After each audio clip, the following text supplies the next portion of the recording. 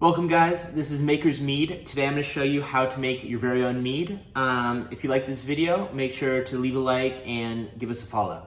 So if you're looking to get into mead making as a very budget-friendly beginner, the real quintessential items that you're going to need are a vessel. I prefer an open mouth one just because if you add fruit in, it makes it a whole lot easier to clean out. And then you're just gonna need a lid and an airlock. You can find this, we have a local homebrew store in Austin.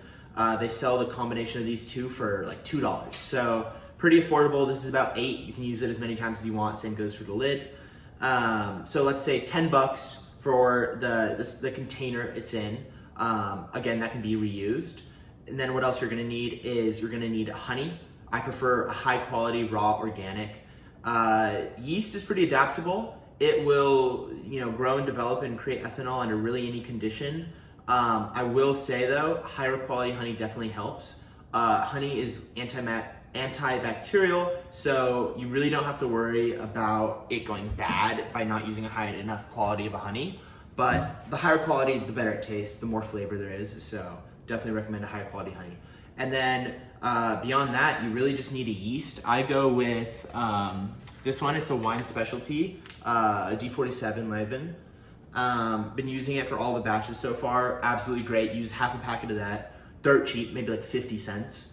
And basically that's it.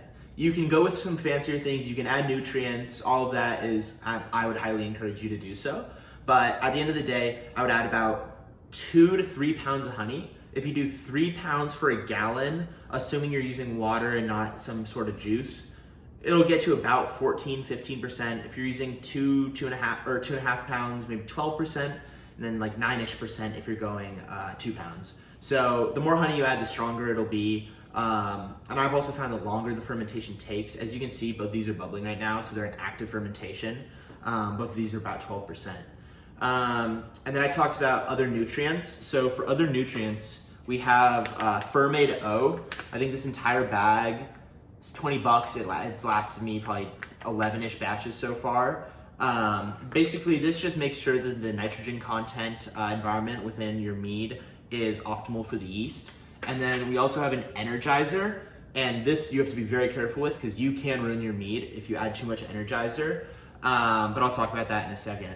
So that's all you need technically. And then I'm gonna get into tools to help you. I would say almost a non-negotiable is called a hydrometer. So you're gonna wanna fill this with liquid from your mead once all the sugar's been fully dissolved. And effectively what this tells you is the sugar density of the liquid. And through that you're able to know the ABV, so the alcohol content of it. And this, why I say it's like near essential, is because without this, you don't know when fermentation's done. Because fermentation will be done when the number reaches 0, unless something went wrong. So that is really the main way you know that your mead is ready to be extracted, through a hydrometer. Highly encourage getting one. You cannot always tell by eye. Sometimes just because the bubbling stops doesn't mean a secondary fermentation won't occur. So hydrometer is absolutely essential. I will say though, be very careful with them. They're made out of a very thin glass, breaks super easily.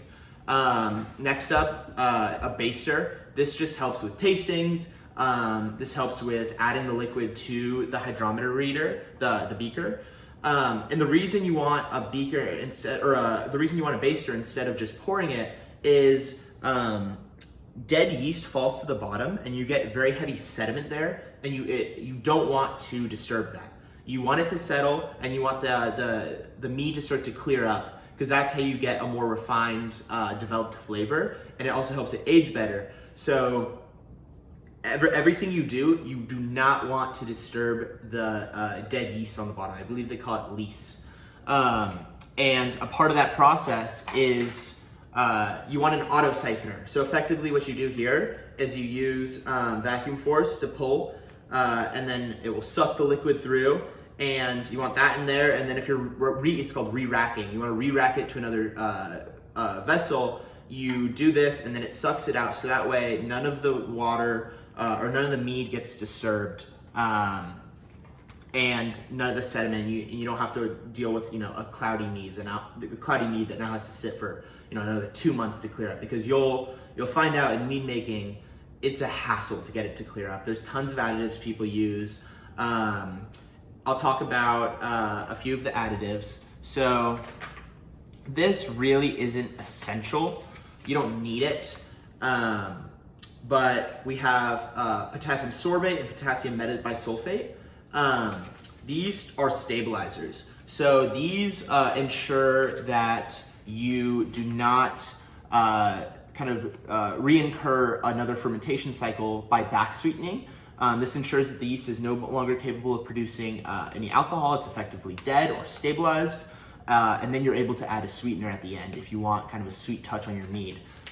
Totally fine to leave it dry. I prefer it dry, but if you want to add kind of a sweetness at the end, you have to do a stabilizer. Do not add honey back in. I've been asked about the safety of making mead, because fermentation is a scary process. Leaving fruit in here, does it mold? Nasty bacteria grow. It will not grow if you properly sanitize. So this is 5-star. It's a food grade sanitizer. It's a no rinse, which means you want to properly dilute it. I have it in a spray bottle. I spray absolutely everything down. It's super imperative you do that to prevent the growth of microbes.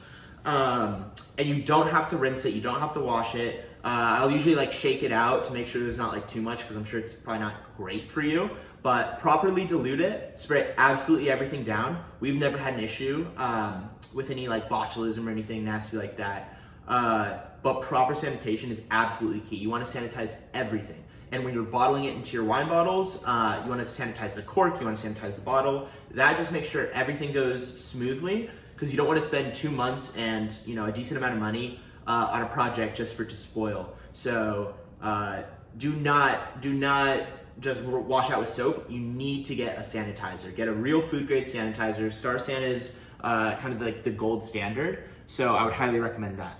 But yeah, let's start talking about the actual process itself.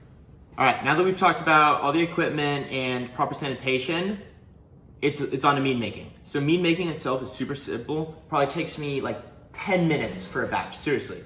You wanna start about 3 pounds of honey. I use 3 pounds. Again, I said 2 to 3 pounds. All is good. 3 pounds of honey. Fill the rest with spring water. You wanna leave yourself a little bit of room, especially if you're doing fruit, because it'll start to bubble up. And then you wanna shake that up, and you wanna shake, I would say over shake it. Oxygen at this stage is good. Oxygen later, after fermentation is done, is bad. Oxygen here is good. Give it a good shake. Make sure all of the sugar is fully dissolved. Then you wanna take your hydrometer reading. Again, this tells you what your ABV is. Super imperative you take this, otherwise you don't know when fermentation is done. But I've had wrong readings if I don't shake it enough, or if I use, for example, crystallized honey and it doesn't fully dissolve into the water.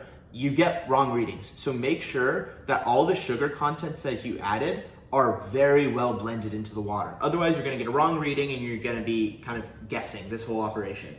The next step is to add in your yeast. So as I said, I use Levin, hope I'm saying that right, half a packet of this, and I add it to warm-ish water. I do about 15 seconds in the microwave of a high quality water. Don't use tap water, just get some bottled spring water, get something high quality. I do it about 15 seconds, that gets it to, I think it's, 100 degrees? Yeah, 95 to 100 degrees. Pour in half the bag, stir it around, let it sit for 15 minutes. And then I add that back into the mead with the dissolved honey and the water. And I give it a good stir. And literally right there, you're done. Your mead is effectively made. It will start fermenting in about 24 to 48 hours. And then you just want to seal it up with the lid and the airlock, and you've made mead. And it's really as simple as that, but there's a few things that I found that I've done to make a higher quality mead. I mentioned nutrients earlier. Fermaid O is what was recommended to me when I first started. Super high quality. This is what I would recommend. I add in about 1/4 of a teaspoon. Sorry, I had to make sure it was a teaspoon, not a tablespoon. But yeah, I add in 1/4 of a teaspoon of Fermaid O. The first day, I'll say day 0, which is the day that you make the mead. Then day 1, I'll just give it a quick stir, like I'll do something like that. You wanna make sure it's not splashing though. You just wanna give it a swirl to introduce a little bit of oxygen into the environment. And then day 2, technically, I will add 1/4 of a teaspoon again, and then I'll add 1/8 of a teaspoon of the yeast energizer. Do not add this the first day. That will agitate the yeast and we'll get kind of like a hot alcohol taste once it's finally finished. Wait until day 2 if you're considering day 0 to be the day you made the mead. But yeah, and then from then on, it's the same thing. 1 day off, giving it a little swirl, 1 day on until you get to day 7. In day 7, you just kill it with the nutrients, no more, and you put it in a dark spot and you just let the mead sit. You let it ride out. You can monitor it with the bubbles. Both these are bubbling pretty aggressively right now, and yeah, month maybe. It'll be ready in a month, and then it really does get better with time. If you can let your mead sit, the longer it sits, the better it gets. So I highly encourage that. And then one thing is, if you live in a very dry climate, sometimes your airlocks, the liquid in them will dry out. It's very important that it doesn't dry out, because once fermentation, as I said, oxygen starts to become dangerous later in the stages, you cannot have your seal dried out, because that just means oxygen's directly into the mead. Bacteria risk, oxidation risk. Don't do that. Make sure it's properly at the fill line. And yeah, this really isn't rocket science. There's a few things that you can mess up, but overall, it's a really fun, rewarding process. Highly encourage it. It's a fun, niche hobby to get into. And yeah, have fun brewing.